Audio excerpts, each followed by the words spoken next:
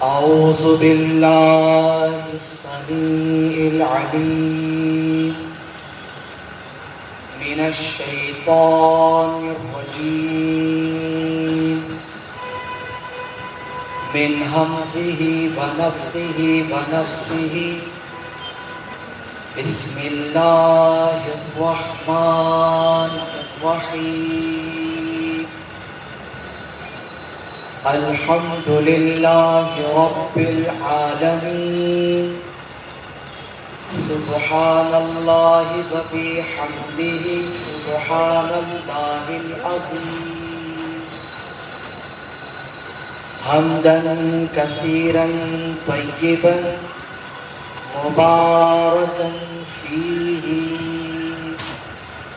قال الله تعالى في القرآن الكريم وَأَمَّا بِنِعْمَةِ رَبِّكَ فَحَدِّثْ صدق الله العظيم اللهم صل على محمد وعلى آل محمد كما صليت على إبراهيم وعلى آل إبراهيم إنك حميد مجيد اللهم بارك على محمد وعلى آل محمد كما باركت على إبراهيم وعلى آل إبراهيم إنك حميد مجيد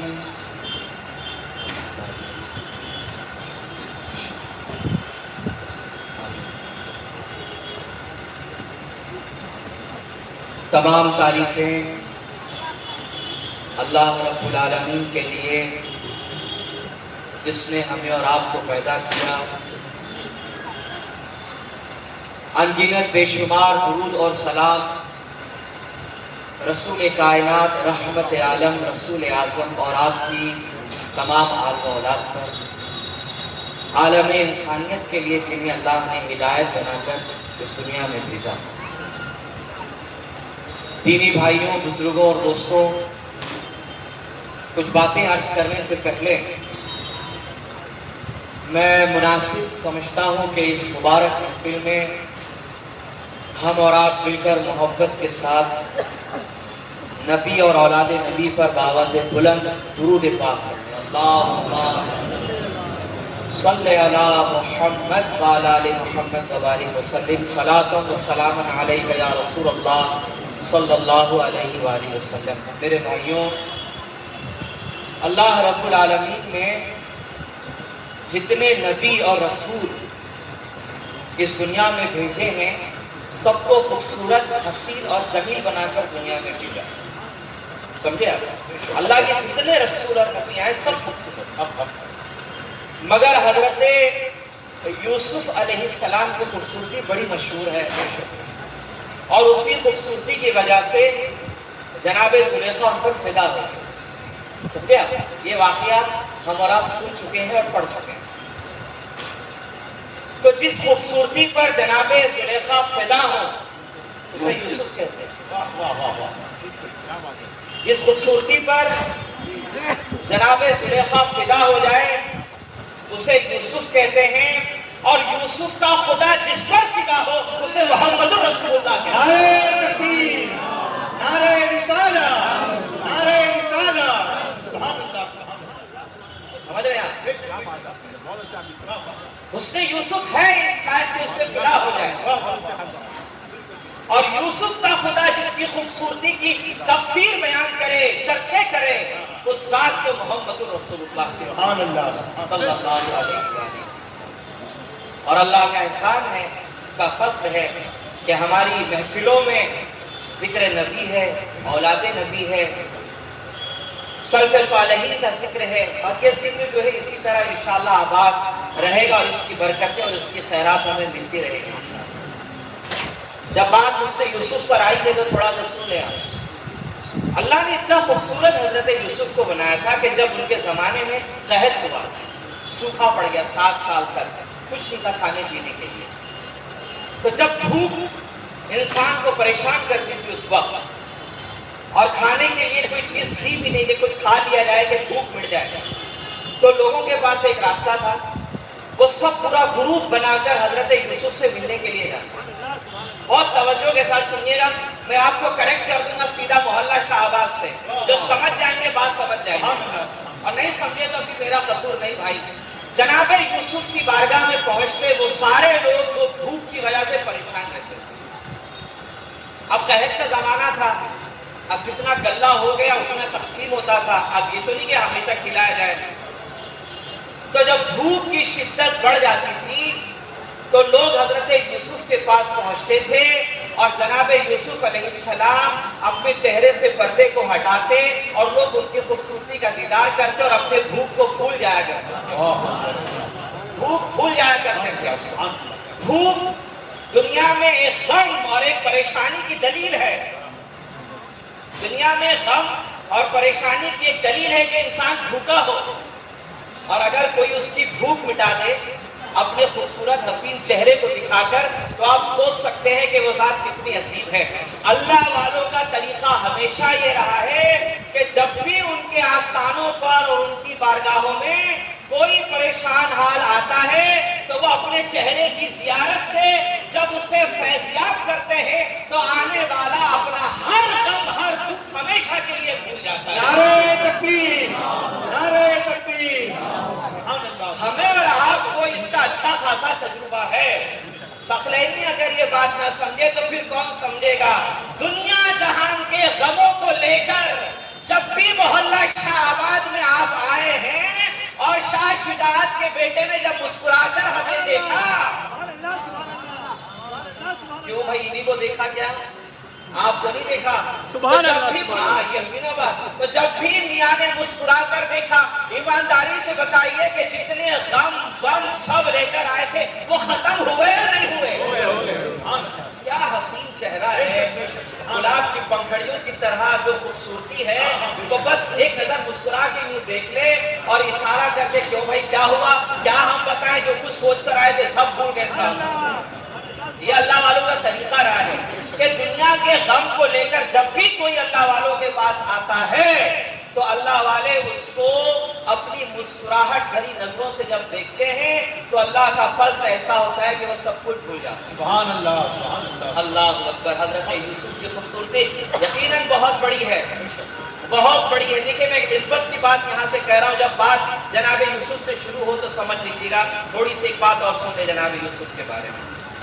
جب قحط ہوا اور غلہ تقسیم ہوتا تھا تو لوگوں کے حساب کتاب سے ان کو اناج دیا جاتا تھا، بھائی 7 سال تک کا یہ سلسلہ ایسا ہی رہے گا، یعنی بھوک کی شدت رہے گی، قحط کا ماحول رہے گا۔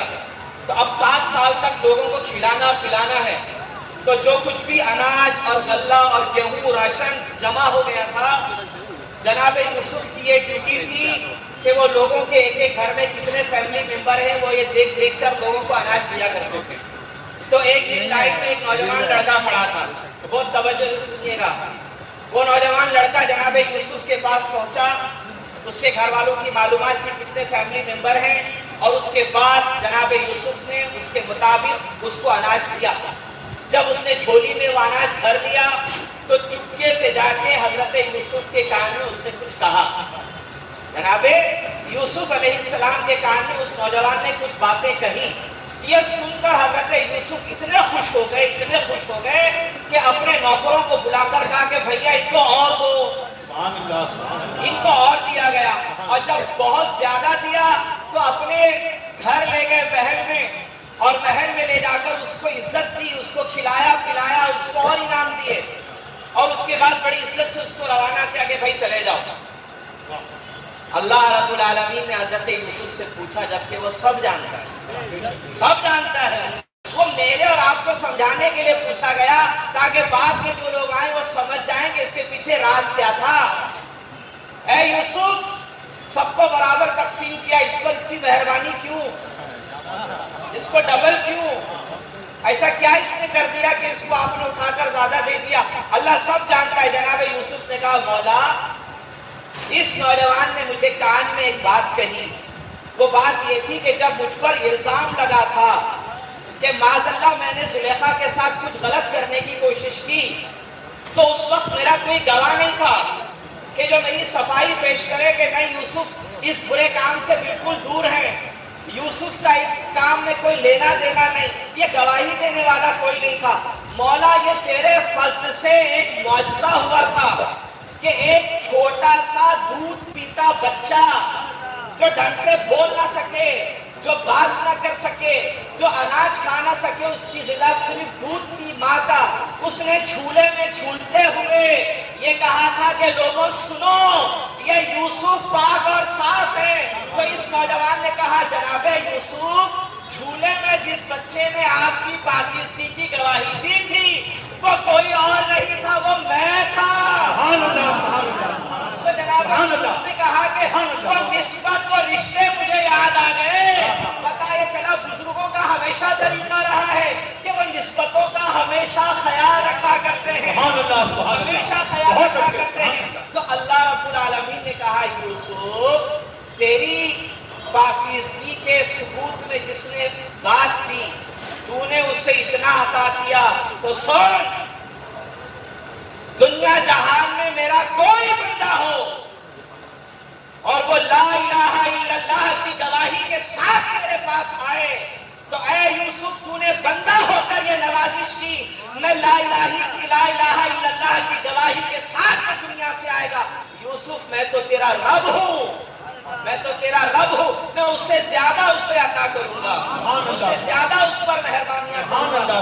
حاکم ملت اسلامیہ یہ واقعہ نسبتوں کی طرف اشارہ کرتا ہے کہ بزرگوں کے ساتھ جس کے تعلقات ہو جاتے ہیں, جڑ جاتے ہیں, وہ بڑے دنیا میں کہیں بھی ہو, وہ اس کے ساتھ اس نے سلوک ضرور فرماتے ہیں, اس میں سلوک ضرور فرماتے ہیں. اللہ اکبر, لا الہ الا اللہ, اس کو آپ معمولی نہ سمجھیں, بڑا طاقتور کلمہ ہے.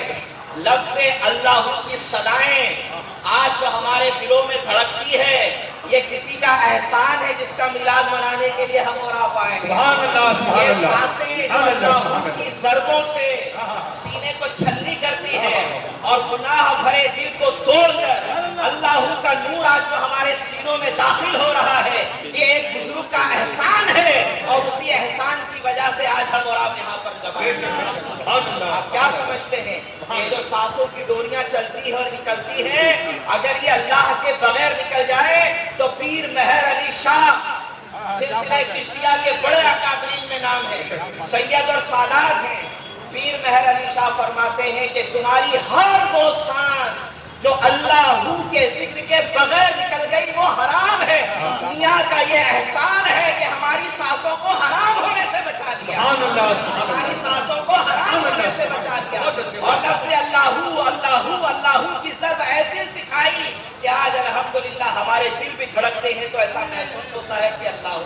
آج بھی کئی ایسے لوگ ہیں جو یہ ذکر بڑی پابندی کے ساتھ کرتے ہیں. آپ ان سے پوچھئے کہ بعض اوقات اگر وہ خاموش بھی بیٹھے ہوں تو دل سے آواز اللہ بھی آیا کرتے ہیں. یہ احسان ہے. وَأَمَّا بِنِعْمَةِ رَبِّكَ فَحَدِّثْ, اللہ قرآن میں فرماتا ہے کہ میں نے جو تمہیں نعمت دی ہے اس نعمت کا چرچا کرو. یہ لباس نعمت, خوبصورتی نعمت, مال نعمت, صحت نعمت, ماں باپ نعمت, یہ ساری چیزیں نعمت ہے.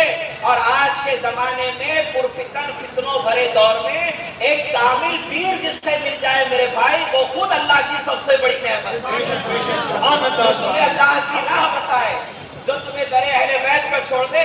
آج تو دنیا بھر کے اندر تماشا کھڑا ہو گیا ہے.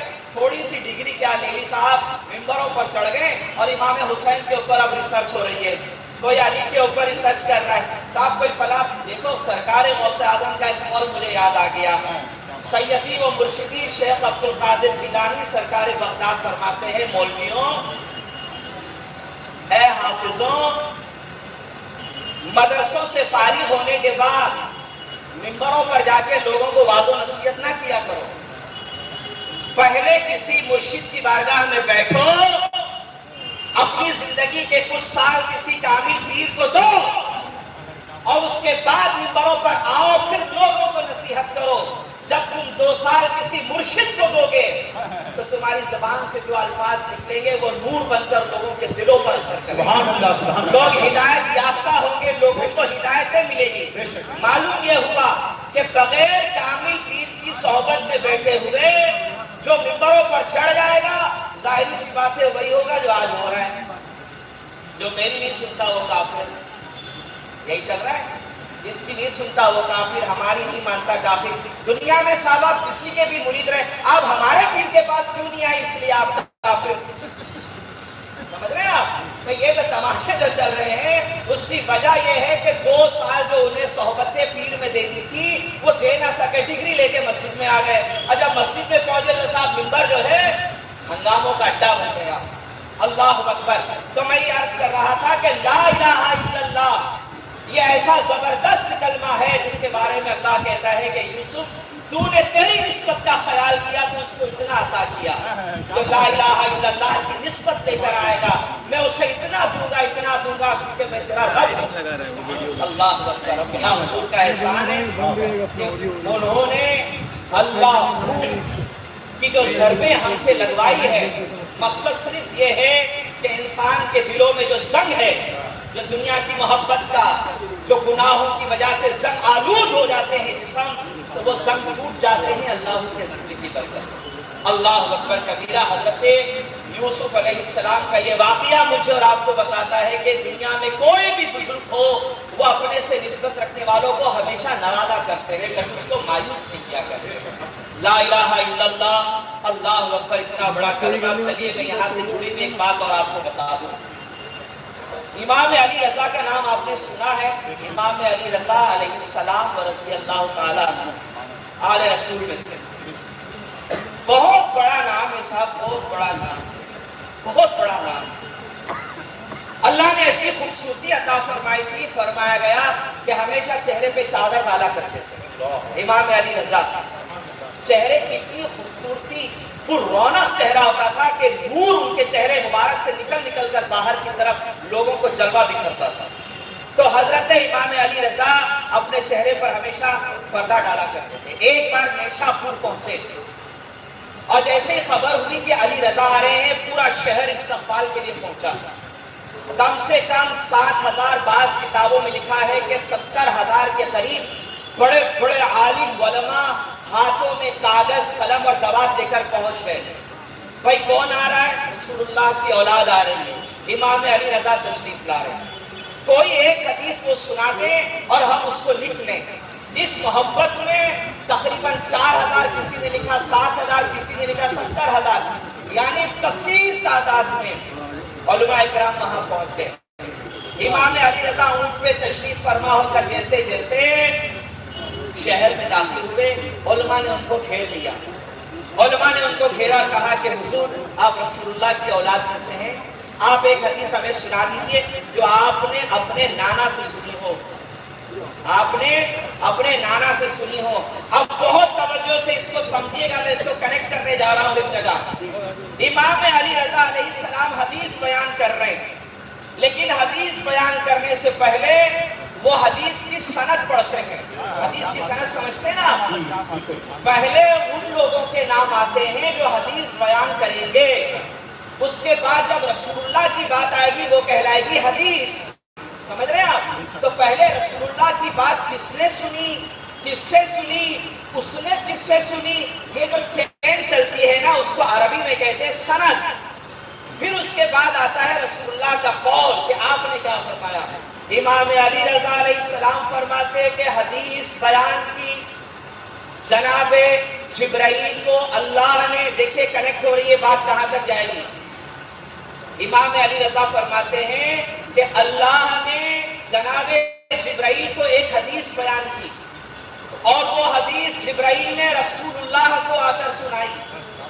رسول پاک نے وہ بات مولا کائنات کو بتائی، علی نے وہ بات حسین کو بتائی، حسین نے وہ بات زین العابدین کو سکھائی، زین العابدین نے وہ بات امام باقر کو بتائی، امام باقر نے وہ بات حضرت جعفر صادق کو بتائی، جعفر صادق نے وہ بات اپنے بیٹے موسیٰ الکاظم کو بتائی، موسیٰ الکاظم نے وہ بات حضرت امام علی رضا کو بتائی، اور امام علی رضا فرماتے ہیں سنو وہ بات یہ ہے کہ رسول اللہ فرماتے ہیں کہ اللہ نے فرمایا لا الہ الا اللہ میرا قلعہ ہے، قلعہ جو اس میں داخل ہو جائے گا نجات پا جائے گا۔ عزیزان ملت اسلامیہ، حدیث سن لی آپ نے، حدیث کی سند بھی سن لی۔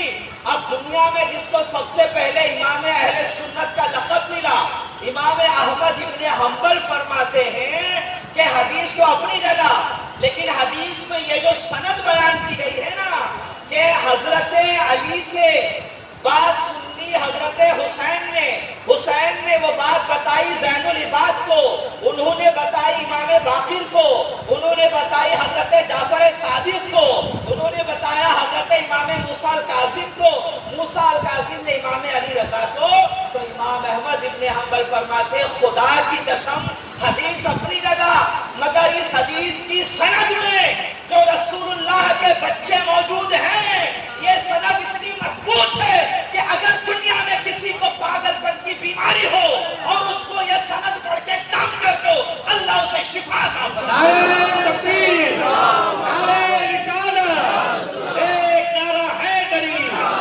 فیضان اہل بیت، فیضان اہل بیت۔ حدیث نہیں پڑھی آپ نے، سند پڑھی ہے۔ سند میں کسی مولوی کا نام نہیں، رسول اللہ کے بچوں کا نام ہے۔ امام احمد فرماتے ہیں یہ سند اتنی جاندار ہے کہ ہم نے ہمارے زمانے میں جب بھی کوئی پاگل آیا، مجنون آیا، جس کی طبیعت خراب تھی، وہ ٹھیک نہیں ہوتا تھا، ہم صرف یہ سند پڑھ کے اس کے پھونک مارتے، اللہ اس کا پاگل پن دور کر دیا، اللہ اس کو شفا عطا فرما دیتا۔ اب سنیے، جس سند میں رسول اللہ کے بچے موجود ہوں تو اتنی طاقتور ہو جائے، تو جس شجرے میں رسول اللہ کے بچے جس شجرے شریف میں رسول اللہ کی اولادیں آ جائے تو یقین جانیے گا وہ شجرہ بھی مبارکبادی کے مستحق ہے، اور اس میں جڑنے والا ہر انسان مبارکباد۔ صبح اور شام جس شجرے کو پڑھ رہے ہو وہاں دیکھیے امام حسن کے بیٹوں کی وہاں حکومت چل رہی ہے۔ حضرت امام حسن سے لے کر حضرت شاہ کمال تیتھل تک سب سے پاک کی اولاد ہے، امام حسن کے بیٹے ہیں۔ یہ شجرہ جو آپ پڑھو گے نا صبح و شام، جس کی برکتوں سے اللہ تعالیٰ شفا دے رہا ہے، اللہ روزی روٹی میں برکت دے رہا ہے، اللہ صحتیابی عطا فرما، کون سا ایسا کام ہے جو نہیں بنا؟ آپ مجھے آ کر بتائیے کہ شجرہ پڑھا ہو، فاتحہ خوانی میں بیٹھے ہو، اللہ کا ذکر کیا ہو، اور پھر بھی غربت اگر تمہارے دروازے پہ دستک دے رہی ہے تو یاد رکھو کہ دل صاف نہیں ہے۔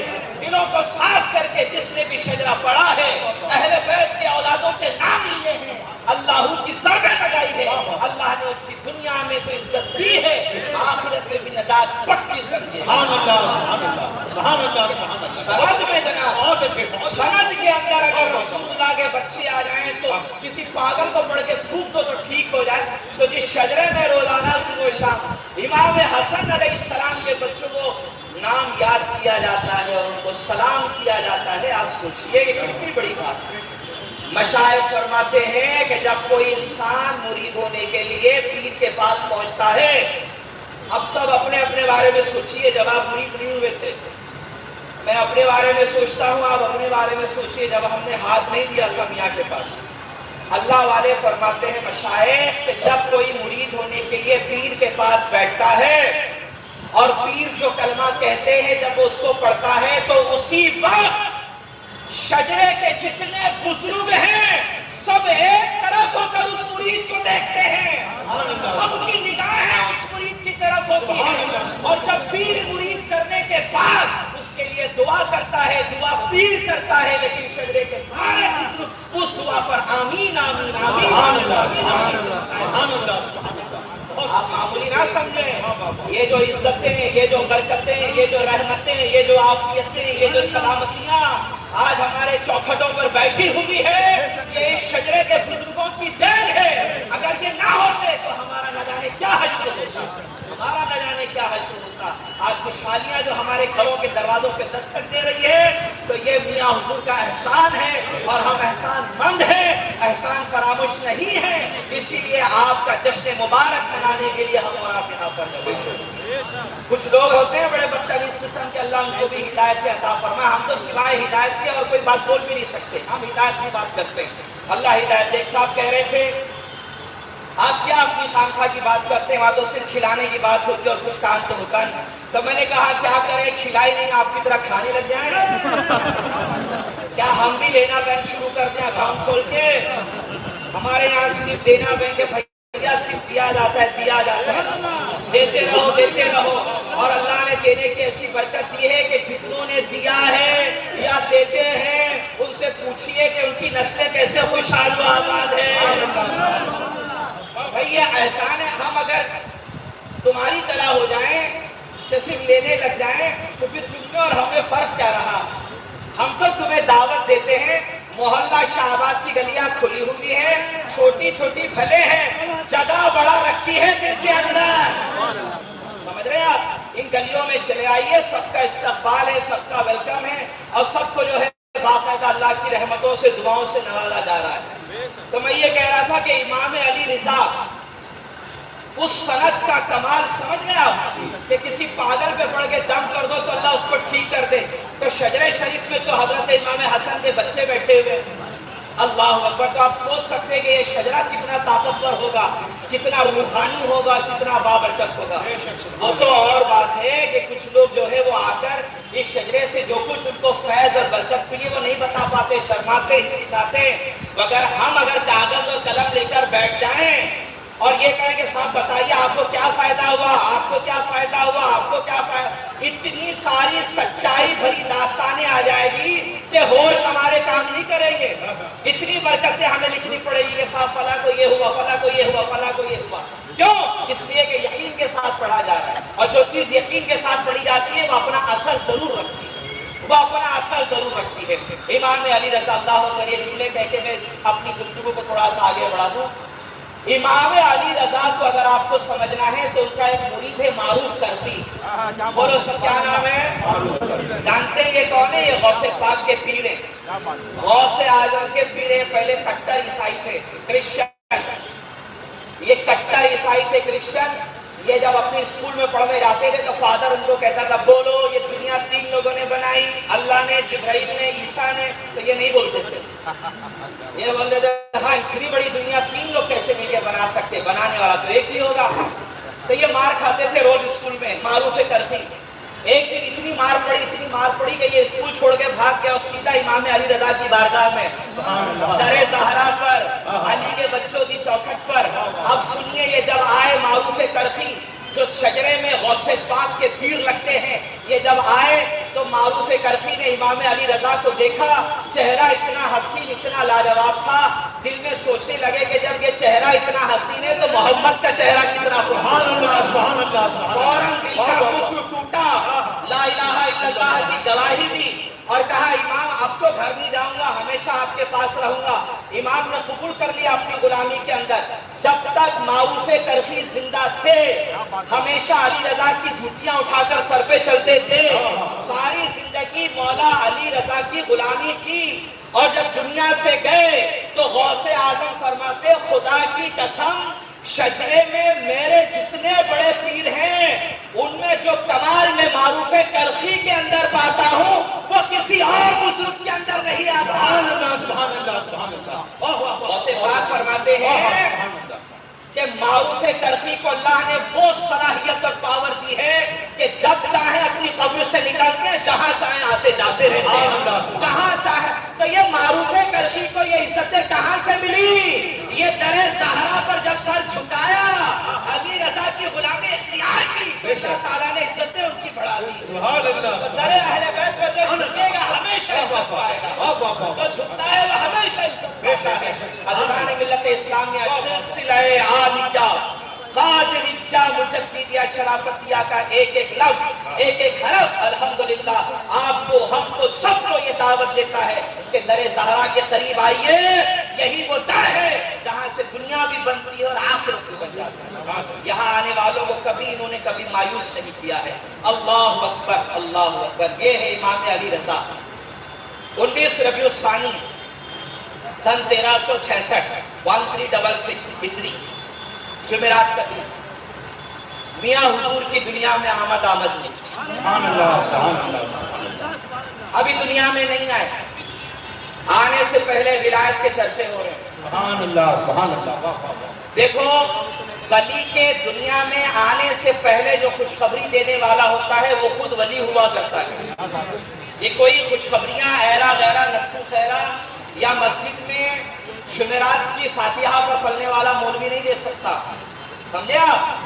کہ جس کی زندگیاں صرف جمعرات کی فاتحوں پر ہو اور وہ اہل بیت کو سمجھتا ہی نہیں ہو، وہ کبھی پیشن گوئی نہیں کرے گا. حضرت مولانا بشیر میاں رحمت اللہ تعالی علیہ نے ایک دن دادا میاں حضور کو بلایا اور بلا کر اپنا امامہ عطا فرمایا اور کہا شرافت مبارک ہو، اللہ تعالیٰ شجاعت کو ایک اولاد عطا فرمانے والا ہے اور یہ امامہ یہ میری طرف سے اسے تحفہ ہے، لے جاؤ. آپ تکرارہ شریف تشریف لائے اور اپنے گھر والوں سے کہا کہ میاں نے خوشخبری دی ہے کہ شجاعت کے گھر میں اللہ تعالیٰ ایک اولاد دے گا، اور پہلے سے امامہ اپنے جانب سے بھیج دیا. اب توجہ کیجیے گا، وہ زمانہ اور یہ زمانہ. آج کے دور میں اگر معلوم کرنا ہے کہ عورت کے پیٹ میں بچہ ہے یا بچی، نر ہے یا مادہ، تو بغیر کسی ٹیسٹ کے آپ پتہ نہیں کر سکتے. یہ دنیا نے ترقی کر لی ہے، 2-3 ٹیسٹ آپ کروائیے، سونوگرافی کروائیے، معلوم ہو جائے گا. لیکن آپ یہ نہیں بتا سکتے کہ جو آنے والا ہے وہ ولی ہوگا یا شیطان ہوگا. یہ صرف ولی بتا سکتے ہیں کہ آنے والا ولی ہوگا یا شیطان ہوگا. حضرت بشیر میاں نے میاں کے آنے سے پہلے اپنا امامہ پیش کیا اور امامہ دے کر یہ بتا دیا کہ امام سرداروں کے سر پر اچھے لگتے ہیں. اب صاحب سردار کی آمد ہونے والی ہے جو خود اپنے قبیلے کا سردار ہوگا. اللہ اکبر. آج تو چلو امام رنگ برنگی ہو گئے، جس کی مرضی جو چاہے باندھیے، ہم یہ نہیں کہتے. لیکن اگر سنت کی نیت سے باندھ رہے تو ٹھیک ہے، لیکن امام باندھ کر اگر غرور آ جائے اور وہ یہ سمجھے کہ صاحب ہم ہی سب جانتے ہیں، آپ کو کچھ نہیں آتا، تو بڑی بدتمیزی والی بات ہے. بشیر میاں رحمت اللہ علیہ نے امامہ دے کر یہ بتا دیا کہ آنے والی لڑکی نہیں بلکہ لڑکا ہوگا. اس لیے کہ سروں پر امام مرد سجاتے ہیں، عورت نہیں سجاتی. اور امامہ دے کر یہ بھی بتا دیا کہ آنے والے اولیاء میں سے ہیں، خود اپنے صاحب سردار ہیں. ابھی اللہ کی توفیق سے میں میاں کے ساتھ سفر میں تھا، بڑا روحانی سفر تھا، میں کیا اس کو بیان کروں. ایک واقعہ میرے ساتھ ہوا، وہ میں آپ تک پہنچا رہا ہوں. یہ صاحب سردار کی بات یاد رہی آپ کو. امامے کیوں دیے جاتے ہیں؟ سرداروں کے لیے. سرداروں کے سروں پر امامے اچھے لگتے ہیں، ٹھیک ہے. ہم جیسے لوگوں کے لیے معمولی سیدھی سادھی ٹوپی الحمدللہ، لیکن جو سردار ہو قبیلے کا اس کے سر پر ہمیشہ امامے اچھے لگتے ہیں. توجہ، میں سفر میں تھا، میاں نے الحمدللہ بڑی سہولتوں کا خیال رکھا. ہمارا الگ سے انتظام تھا، ہمیں الگ جگہ ٹھہرایا، ہر چیز کی سہولت گجروں کے حوالے کر دی. میں جس گھر میں رکا تھا بڑی سہولت تھی، ہمارے گجر بھائی تھے، پیر بھائی تھے. ناشتے کے درمیان انہوں نے مجھ سے کہا کہ ایک بات آپ سے کہنا چاہتا ہوں. حالانکہ میں نے پوچھا نہیں. میں نے کہا کہ بولیے بھائی کیا بات ہے. وہ کہنے لگے مولانا یہ میری زندگی کا سچا واقعہ ہے. میں ہو گیا تھا پریشان ایک مسئلے میں اور سمجھ میں نہیں آیا کہ کہاں جاؤں. ہوتا ہے کبھی کبھار کہ آدمی کا دماغ بلاک ہو جاتا ہے، کہاں جانا چاہیے پتہ نہیں چلتا. کبھی کبھار منزل بالکل اسٹریٹ ہوتی ہے، آدمی کو سمجھتا نہیں، وہ دائیں بائیں گھومتے رہتا ہے. ہوتا ہے کبھی کبھار. وہ بھائی کہنے لگے کہ میں پریشان تھا، کہاں جاؤں سمجھ میں نہیں آئی بات. مجھے کسی نے کہا کہ ایک فلاں مزار ہے، وہاں عرضیاں لگائی جاتی ہے، آپ بھی عرضی لگا دو، آپ کا کام ہو جائے گا. اب مجھے تو چاہیے تھی پریشانی سے نجات. میں پہنچ گیا عرضی لے کر اور میں نے اس مزار پر کھڑے ہو کے خادم سے کہا یہ میری عرضی لگوا دو. وہ خادم عرضی لے کر اندر گئے مزار پر، اور 5-6 منٹ کے بعد واپس آ گئے. میں دعائی کر رہا تھا. 5-6 منٹ کے بعد عرضی واپس آ کے میرے ہاتھ پہ تھما دی. کہہ رہے مولانا یہ میرا خود کا واقعہ ہے جو میرے ساتھ ہوا، میں آپ کو بتا رہا ہوں. میں نے کہا جی فرمائیے. تو انہوں نے کہا کہ 5-6 منٹ کے بعد جب عرضی واپس آ کر میرے ہاتھ میں رکھ دی تو میں نے کہا کیوں بھائی عرضی کیوں نہیں لگائی آپ نے؟ کہا میں جب بھی عرضی لگانے جاتا ہوں صاحب مزار کہتے ہیں اس کی عرضی یہاں نہیں لگے گی، یہ ثقلین کا مرید ہے، یہ ثقلین کا مرید ہے، یہاں اس کی عرضی نہیں لگے گی. اور ثقلین آج کے زمانے میں وہ بزرگ میں سے ہیں کہ جب اولیاء کی مجلس بیٹھتی ہے تو شاہ ثقلین کو درمیان میں بٹھایا جاتا ہے. یہ محبت ہے، یہ عقیدت ہے جو اس کے ساتھ ہوا واقعہ. اس نے مجھے سنایا، یہ اس وقت میری کی عجیب کیفیت تھی.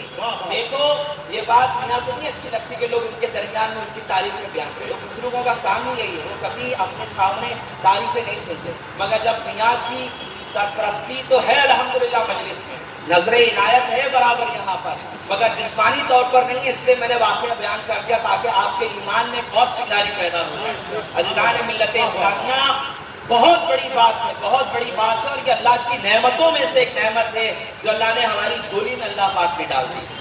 اللہ اکبر, اللہ اکبر. 22 سال کی عمر مبارک میں خانقاہ کی ذمہ داری سنبھالی ہے. 22 سال جوانی کی تحریر بھی ڈھنگ سے نہیں چڑھتا ہے بندہ, کھیلنے کودنے کے دن ہوتے, ناچنے کودنے کے دن ہوتے. 22 سال کی عمر میں خانقاہ کی ذمہ داری نبھائی, اور وہ 4 چاند لگائے ہیں خانقاہ کو. آج آپ دیکھ سکتے ہیں, اللہ اکبر, یہ خانقاہ کو اور اس کے کاموں کو دیکھیے گا, اہل بیت کا زمانہ یاد آ جاتا ہے. سبحان اللہ, سبحان اللہ. یقین جانے اہل بیت کا زمانہ یاد آ جاتا ہے. یہ جو لنگر ہم کھا رہے ہیں نا, اتوار کو ادھر, مغرب کو ادھر, شام کو ادھر, سنیچر کو ادھر, پیر کو ادھر, منگل کو ادھر, یہ جو اللہ کی رحمت سے جو لنگر چل رہا ہے, اس لنگر کے دسترخوان پر امام حسن علیہ السلام کی خاص نظر عنایت ہے, کیونکہ سب سے پہلے یہ لنگر کا دسترخوان شروع کرنے والا کوئی اور نہیں, حضرت امام حسن علیہ السلام. انہوں نے اپنے گھر کے باہر ایک دسترخوان بچھایا امام حسن نے, اور یہ اعلان کر دیا کہ دسترخوان اب کبھی اٹھے گا نہیں. یہاں ہر کسی کا استقبال ہے, امیر ہے بیٹھے, غریب ہے بیٹھے, محتاج ہے بیٹھے, یتیم ہے بیٹھے, کھائیں. یہ حسن کا دسترخوان, حسن علیہ السلام کے گھر کے باہر جو دسترخوان لگا, تاریخ بتاتی ہے کہ حسن کی شہادت تک یہ دسترخوان ہٹایا نہیں گیا. 2 ٹائم تک لنگر چلتا تھا. مدینے کے یہاں وہاں کے مسافر سب بیٹھ کر وہ لنگر کھایا کرتے تھے. اللہ اکبر. ایک نوجوان بہت دور سے سفر کر کے آیا, تھکے ہارے ہوئے اس ایک گھر میں داخل ہو گیا. اس نے کہا صاحب میں مسافر اور بھوکا ہوں, بھوک لگی, کچھ کھلائیے. گھر والے نے اندر جا کر پانی کا گلاس پیش کیا, اس نے پیا, اپنے منہ کو صاف کیا, ایک جگہ جا کر بیٹھ گیا. پھر وہ گھر والا آیا, اس نے کچھ روٹی کے ٹکڑے نکالے اور کہا کھا لو. وہ ایک طرف اسے دیکھتا ہے اور ایک طرف روٹی کے ٹکڑوں کو. اس نے یہ سوچا ہوگا کہ بھوک کے وقت یہ بھی بہت بڑی نعمت ہے, کھا لیا جائے تاکہ بھوک کی شدت کم ہو. بھوک کے لیے اس نے روٹی پانی میں بھگا کے کھائی. گھر والا بڑی بے صبری محبت کے ساتھ اس کے چہرے کو دیکھ رہا تھا. وہ سمجھ رہے تھے کہ اس کا پیٹ ابھی بھرا نہیں. پوچھا نوجوان بھوک اور لگی ہے؟ کہا ہاں بھوک لگی ہے. کچھ کھانا چاہتے ہو؟ کہا بالکل. کہا دیکھو سامنے ایک گھر ہے, اس گھر کے باہر دسترخوان ہے, کسی سے پوچھنا نہیں, وہ سب کے لیے عام ہے, جا کر بیٹھ جانا, جو چاہے کھانا. نوجوان دوڑ کر گیا, دیکھا دسترخوان بچھائے, اونٹنی کا دودھ, بکرے کے گوشت, کھانے کے لیے روٹیاں, لذت دار پھل سب سجے ہوئے ہیں, لوگ کھائے جا رہے ہیں. یہ غریب بھی بیٹھ گیا. کھا کھا کھا کے جب اس کا پیٹ بھر گیا تو تھوڑی بہت روٹیاں اپنی جھولی میں ڈالی, تھوڑے سے پھل اٹھا کے جھولی میں ڈال لیے. کہا میں اب یہاں سے نکلتا ہوں. جیسے ہی گھر والا جس نے دسترخوان لگایا تھا اس کی نظر جب ان پر پڑی تو کہا نوجوان کیا بات ہے, اگر چاہیے تو اور کھا لو, یہ کس کے لیے لے جا رہے ہو؟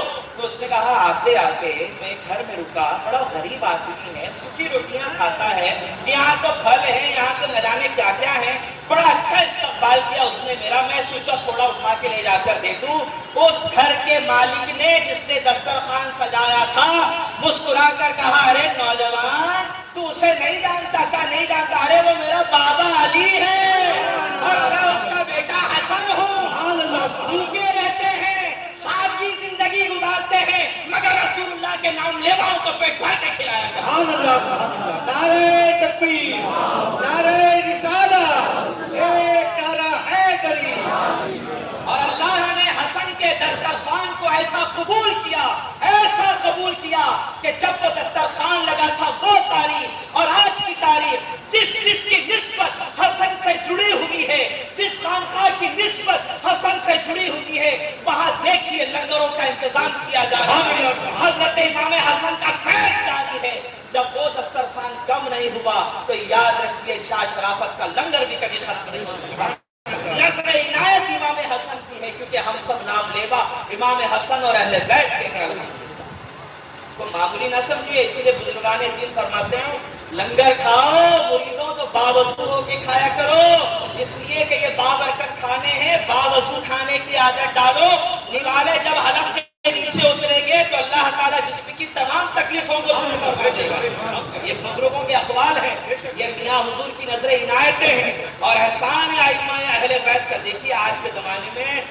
मौलवी हज़रात मिंबरों पर बैठकर इधर उधर की बातें, हजरत अली की फजीलत आप सुना दीजिए। आप शिया हो गए हैं क्या? आप इतना क्यों बोलते हैं? हसन की बात करते हैं आप, क्यों ऐसा उनको अलैहिस्सलाम कहते हैं?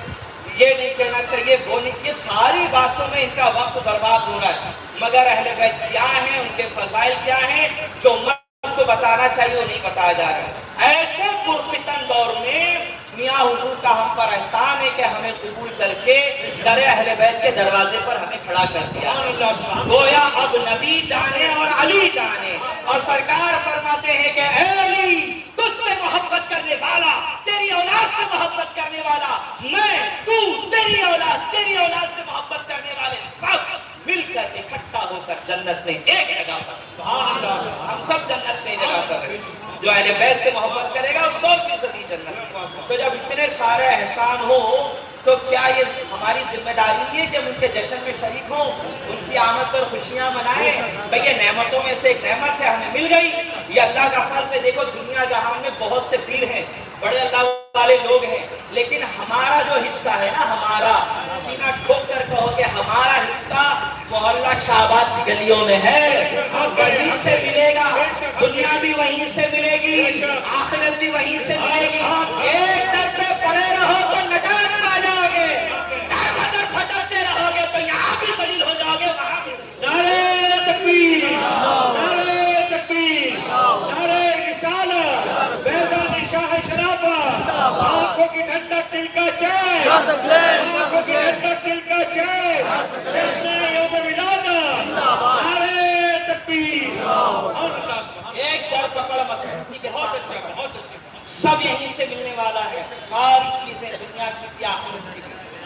और मुझसे ज्यादा आपको तजुर्बा है, न जाने कितनी परेशानियां लेकर जाते हो, और ईमानदारी से बताओ कि जब लौट के मुंबई आते हो तो काम होते नहीं होते हैं, होते नहीं होते हैं? जोर से बोले आप, अल्लाह के फजल से होते हैं और होते रहेंगे। तो हमारी ये जिम्मेदारी ये है कि मियाँ हुजूर और उनसे जुड़ी हुई हर चीज का अदब और एहतराम करें। उनके खानवादे का अगर 6 महीने का बच्चा भी हो तो वो हमारे लिए काबिल एहतराम है, वो हमारे मखदूम साथ हैं, हम उनके खिदमत गुजार। कभी इतना फ्री मत हो जाया करिए मखदूम दादों के साथ, एकदम दोस्तों की तरह चल रहे, हाथ डाले। देखता हूँ मैं कभी कभार तो मुझे मोहब्बत पर हंसी भी आती है, थोड़ा सा सोचता हूँ कि आप थोड़ा अगर बात अब हो जाए ना तो और नौकरी लग जाएगी इन लोगों को। सही कह रहा हूँ मैं तनकीद नहीं कर रहा, मैं ये कह रहा हूँ इतने फ्री ना हो जाइए कि ऐसा लगेगा जैसे दोस्त हैं आपके। वो मखदूम ज़ादे हैं हमारे, जितना अदब पीर का उतना ही अदब उनकी औलाद है, उनके खानदान के खिदमत गुजारों के जो खुदाम है, जिनकी दाढ़ियां सफेद हो गई है, उनका भी वैसा ही अदब है। मोहब्बत जितना ज्यादा रखोगे इंशाअल्लाह ताला वो दिन दूर नहीं जब जैकपॉट लगने वाले होंगे। समझ रहे हैं आप? अल्लाह अकबर बिना की जश्न विलादत है। तो अब सिलसिले के एक बुजुर्ग के बारे में जो मुझ तक मालूमात मैंने कोशिश की इकट्ठा की, वो कहकर अपनी बात खत्म करूंगा। अजीजों, मैंने कहा हमारे शजरे की शान ये है कि इसमें इमाम हसन अलैहिस्सलाम की औलादों के सबसे ज्यादा अल्हम्दुलिल्लाह यहाँ पर फुयूज़ व बरक़ात है। इमाम हसन के बेटे इस शजरे शरीफ में राज करते हैं। इमाम हसन से लेकर हजरत शाह कमाल कहते तक ये सब हसन की औलादें हैं। हजरत शाह कमाल सलाम है पीरे कहकर मैं हूं आपसे वाबस्ता, ये हम शजरे शरीफ में पढ़ते हैं। ये पीरे कहतल कौन है? हजरत कमाल। वालिद का नाम उमर, वालिद का नाम उमर। पैदा होने से पहले सीना ब सीना हजरत कमाल की विलादत की खुशखबरी गौसे आजम से चली आ रही है। सुभान अल्लाह, सुभान अल्लाह। सीना ब सीना खुशखबरी कि उमर के यहाँ कमाल पैदा होंगे और अल्लाह उनको बहुत ज्यादा कमाल इनायत फरमाएगा। अल्लाह अकबर। हजरत कमाल हिंदुस्तान के नहीं थे बुजुर्ग, बगदाद की सरजमीन पर। पहले शजरा बता दूं ताकि आपको समझ में आ जाए, मजा आ जाए। हजरत शाह कमाल कहतल रहमतुल्लाह अलैह, जिनका मजार हरियाणा में कैथल मकाम पर है, ये शजरे में हमारे दादे परदादे पीर लगते हैं। हमें सकलेनी होने पे फख्र है और मियाँ को फख्र है कि उनके शजरे में हजरत शाह कमाल मौजूद है। सुभान अल्लाह, सुभान अल्लाह। समझ रहे आप? तो हजरत शाह कमाल कैथल जो है شجرہ نسب میں سرکار غوث اعظم کی اولاد میں سے ہیں صرف 12 واسطوں سے. غوث پاک کے 8ویں بیٹے سید عبد الرحمن، ان کی اولادوں میں حضرت شاہ کمال. صرف 12 واسطے ہیں سیدھا غوث پاک تک. اور غوث پاک امام حسن کے بیٹے، تو شجرے میں حسنی سادات. سمجھ رہے ہیں آپ؟ اللہ اکبر. کیا جانتے ہیں کمال؟ ہند کی سرزمین پر ہم اور آپ معین الدین اجمیری کو اس لیے مانتے ہیں کہ سرکار مدینہ نے بھیجا ہے اپنا نائب بنا کر. اس لیے ہمارے دلوں میں معین الدین کی محبت ہے، شمع جلی ہوئی ہے. اور جانتے ہیں حضرت شاہ کمال کون ہیں؟ اپنی زندگی کے کچھ سال جب بغداد میں غوث پاک کی قبر مبارک پر بیٹھ کر عبادت اور ریاضت میں وقت گزارا تو ایک دن غوث پاک نے کہا کہ کمال میرے بیٹے، تمہارا حصہ ہندوستان میں، تمہارا حصہ ہندوستان میں، اب ہندوستان کی طرف سفر کرو. اپنے پیر و مرشد حضرت ابو الفضیل شجرے میں ملاقات ہوئی. پیر صاحب لے کر کئی سال تک سفر کیے، شام، عراق، بغداد، مصر، دنیا جہان میں سفر ہوتا تھا حضرت شاہ کمال کا اپنے پیر صاحب کے ساتھ. اور سفر کیوں کرتے تھے؟ صرف اس لیے کہ قرآن نے کہا ہے زمین میں چلو پھرو تاکہ تمہیں پتا چلے کہ جنہوں نے اللہ کو مانا ان پر اللہ نے کیا نعمت نازل کی، اور جنہوں نے جھٹلایا ہے ان کا کیا حشر ہوا. اسی لیے بزرگان دین سفر کیا کرتے تھے. یہ اس وقت کی بات ہے جب گھوڑا گاڑی، گھوڑوں کی بس سہولت ہوگی، آج کی طرح نہیں فیسلٹیز اویلیبل تھی. عزیزان ملت اسلامیہ توجہ، حضرت شاہ کمال کئی سالوں تک سفر میں رہے اپنے پیر کے. پھر ہوتے ہوتے سندھ پہنچے. سندھ کے بعد پنجاب آئے. پنجاب میں 2 سال آپ نے وقت گزارا، 2 سال پنجاب کی دھرتی پر. اور اس کے بعد پہنچے ہریانہ میں. اور یہاں جانتے ہیں یہاں کس کے سامنے اپنی خانقاہ بنائی؟ ہریانہ کی سرزمین میں جہاں آج حضرت کمال شاہ کا مزار پاک ہے، یہ باغ ہے ہمایوں کا. اور بالکل ہمایوں کے باغ کے سامنے تھی پون پتر ہنومان کی جائے پیدائش، جہاں ایشیا کی سب سے بڑی جنگ مہابھارت لڑی گئی. ایشیا کی سب سے بڑی جنگ مہابھارت جہاں لڑی گئی، اور بالکل وہ جگہ جہاں ہنومان پیدا ہوا اس کے بالکل ٹھیک سامنے باغ تھا ہمایوں کا. اس باغ میں حضرت شاہ کمال نے اپنا ڈیرا جما دیا.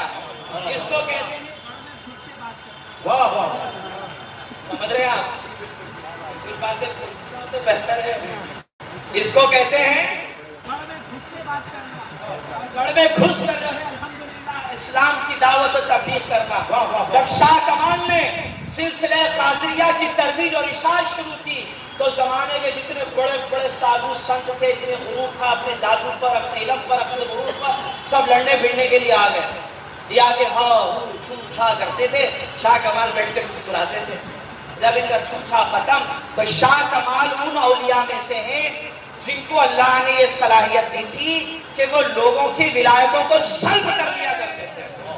شاہ کمال جب تک اپنے علاقے میں تھے کسی ولی کو ان کی اجازت کے بغیر ان کے علاقے میں گھسنے کی طاقت نہیں تھی. جب بھی کوئی آتا شاہ کمال اس کی ولایت کو سلب کر لیا کرتے تھے. یہاں تو ولایتیں سلب ہو گئی، ان کا چھوچا گیا تھا. آزاد ملت اسلامیہ اور جب دیکھتے کہ کچھ نہیں چلنے والا تو ایک بہت بڑے کو بلایا، چلیے آپ بات کریے. شاہ کمال نے کہا آپ بات کریں گے؟ کہا ہاں. چلیے آگ لگائیے. آگ لگا دی.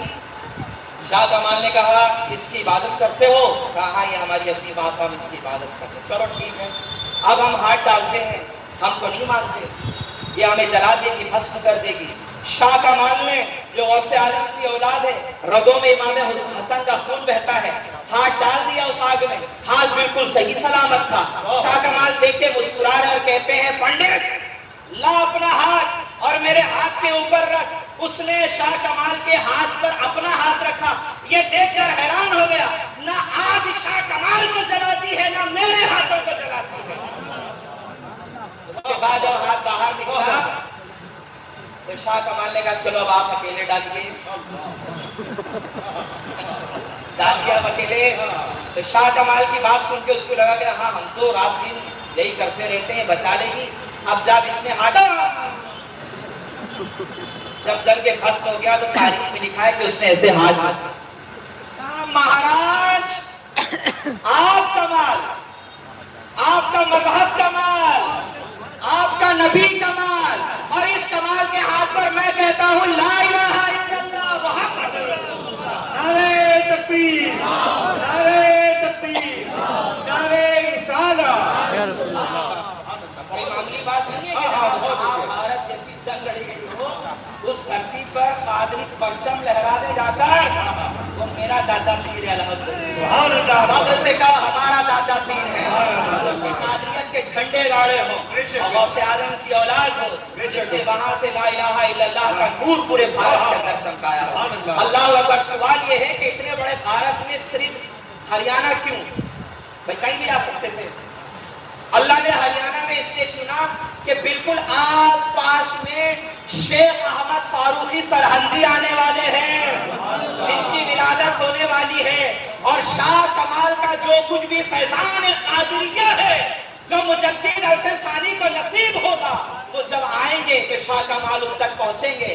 مجدد صاحب دنیا میں آئے، کچھ مہینوں کے بعد بیمار ہو گئے، اماں جان نے گود میں اٹھایا، دوڑتے ہوئے شاہ کمال تک پہنچی. بزرگ اے اللہ والے یہ میرا بیٹا شیخ احمد یہ بیمار ہو گیا، یہ آنکھیں نہیں کھولتا، دودھ نہیں پیتا، کچھ نہیں، پریشان ہو، ایک اولاد ہے.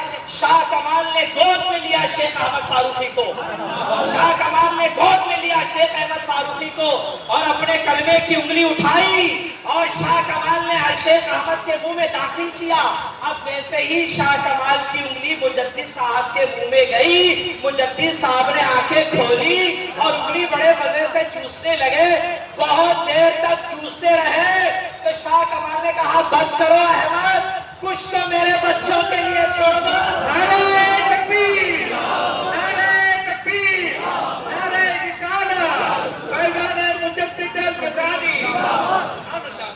ارے کچھ تو میرے بچوں کے لیے چھوڑ دو، سارا فیض لے جاؤ گے، کچھ تو چھوڑو. اللہ اکبر. شاہ کمال نے کہا مائی گھبرانا نہیں، یہ اب کبھی بیمار نہیں ہوگا، اللہ اس کو لمبی عمر دے گا، ایسا کام کرے گا کہ دنیا رہتی تک تیرے بچے کا نام آباد رہے گا. اکبر اٹھا بڑے غرور کے ساتھ، چکنا چور کر دیا شیخ احمد فاروقی نے، اس کی ساری خباثت اٹھا کر اس کی میت پر پھینک دی.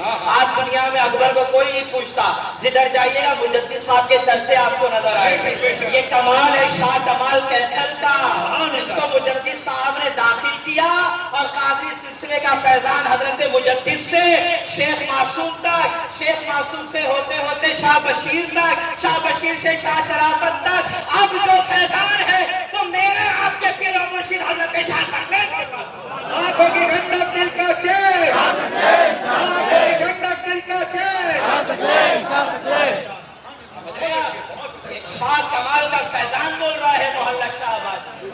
سمجھ رہے یہ جو لنگر کی دیلیں آتی ہے نا، اور یہ جو غریبوں کی غربت کا خیال رکھا جاتا ہے نا، یہ شاہ کمال کا فیض ہے الحمدللہ جو میاں حضور کے توسل اور فیضان سے جاری و ساری. معمولی نہ سمجھے شاہ کمال کو. ایک مرید نے دیکھا کہ غربت زدہ زندگی، اللہ والے بڑے اونچے ماشاءاللہ ہائٹ اور پرسنالٹی حضرت شاہ کمال کے دل کی بڑی اونچی تھی. ایسا لگتا تھا جیسے کہ کوئی افغانی پٹھانے مگر سید تھے.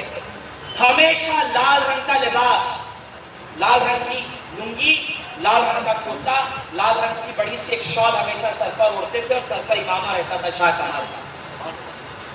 سنت کبھی چھوٹتی نہیں تھی، نمازوں کے بڑے پابند تھے.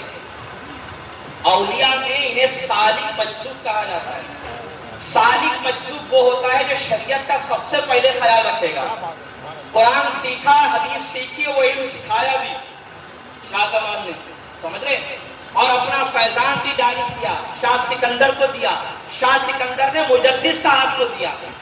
سمجھ رہے ہیں آپ؟ تو جب دیکھتے تھے کہ گھر میں ہمیشہ غربت تھی تو ایک مرید کے پاس، وہ بھی اللہ والا بندہ تھا. بھائی سیدھی بات ہے، اللہ والوں کے ساتھ رہو گے تو اللہ والے ہی بنو گے. تو وہ اللہ والے تھے تو ان کے پاس تھا پارس، لوہے کو چھو دیجیے گا اور سونا بن جاتی تھی.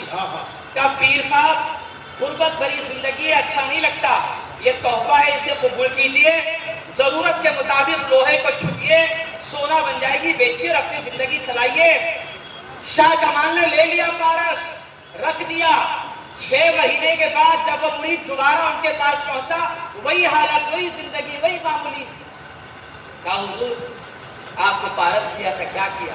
शाह कमाल ने हाथ पकड़ा, मैदान में लेकर गए, जमीन पर झुका और मिट्टी उठाई और जमीन पर मारा। खुदा की कसम, मुरीद कहता मिट्टी उठा के पटका, सारी जमीन सोने से भर गई, सारी जमीन सोने से भर गई। शाह कमाल कहते सोना तो हमारे पैरों की ठोकरों में पड़ता है। हमने सादगी इख्तियार की क्योंकि रसूलुल्लाह का फरमान है।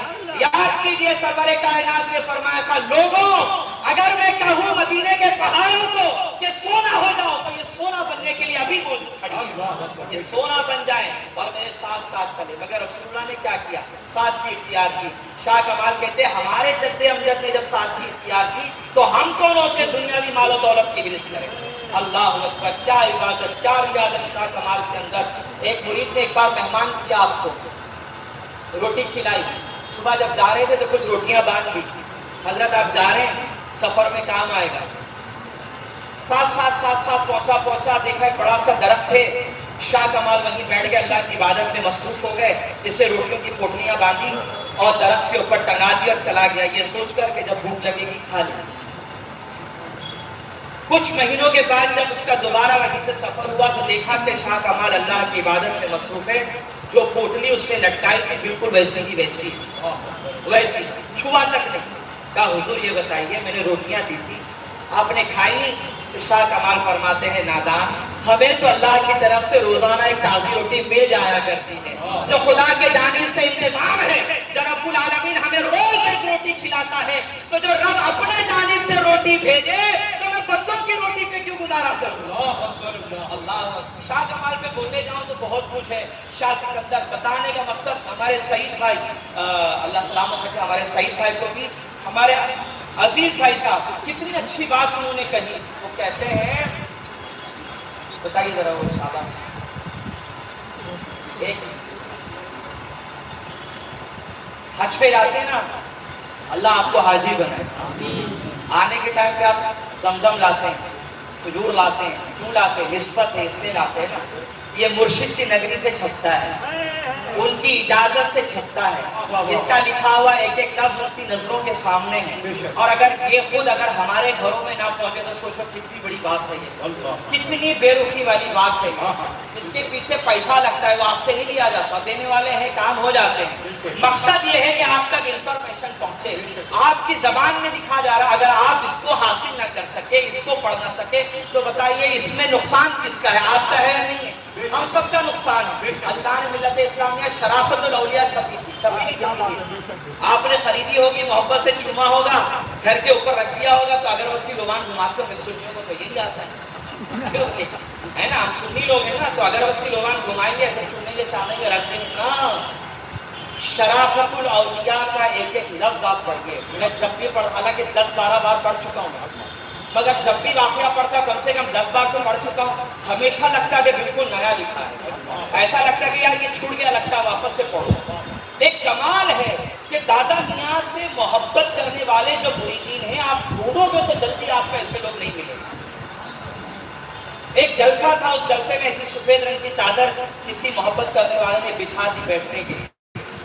अब जब जलसे में लोग आएंगे तो पैर तो गंदे होते हैं ना, पैर जैसे रहोगे तो छाप आ जाएगा, जैसे थोड़े थोड़े छाप होते हैं, क्योंकि हमारे पैरों की धूल लगता है। उस मुरीद ने दादा अपने हुजूर से कहा कि हुजूर सफेद रंग की चांदनी बिछाई गई है, अब लोग चलेंगे तो पैरों में गंदगी होगी, गंदगी लग जाएगी, क्या करोगे? तो दादा मियाँ हुजूर शाह शराफत अली मियाँ रहमतुल्लाह अलैह ने फरमाया कि इज्तिमा गाह के दरवाजे पे खड़े हो जाओ और जो भी आए उससे कहना कि चप्पल उतार के अंदर जाए। बहुत तो सुनिएगा, दादा मियाँ ने अपने मुरीद को यह हुक्म दिया कि दरवाजे पे खड़े हो जाओ, चप्पल उतार कर अंदर जाने की इजाजत देना। उसके बाद फरमाया गया कि उस मुरीद ने ये नहीं किया कि लोगों से कहा कि चप्पल उतारिए फिर जाइए। अल्लाह अकबर, दादा मियाँ के मुरीद पर कुर्बान जाइए। रिवायत उसी किताब शराफतुल औलिया में लिखी है कि उस मुरीद ने पानी का लोटा लिया, दरवाजे पर खड़ा हो गया, आने वाले हर एक मेहमान को अपने हाथों से पैर धुलाता था اور پھر اندر جانے کی اجازت دے. سبحان اللہ سبحان اللہ. یہ عقیدت ہے, یہ عقیدت ہے پیر کہ کام جو دیا اس سے ہٹ کر آپ نے کر دیا, بڑا کام کر دیا. اجازت یہ تھی کہ دروازے پر کھڑے ہو جاؤ اور چپل اتار کر اندر جانے کی اجازت دو. یہ حکم نہیں تھا کہ تم سب کے پیر دھلاتے رہو. یہ محبت کی شاہ شرافت کی اس مرید کے دل میں کہ پیر نے اجازت دے دی تو لوٹا لے کر کھڑا ہو گیا. آنے والے محفل میں ہر ایک کا پیر دھلاتا تھا, اس کے بعد کہتا تھا اندر جا کر. سبحان اللہ سبحان اللہ. یہ عقیدتیں محبتیں بھری پڑی اس کتاب میں.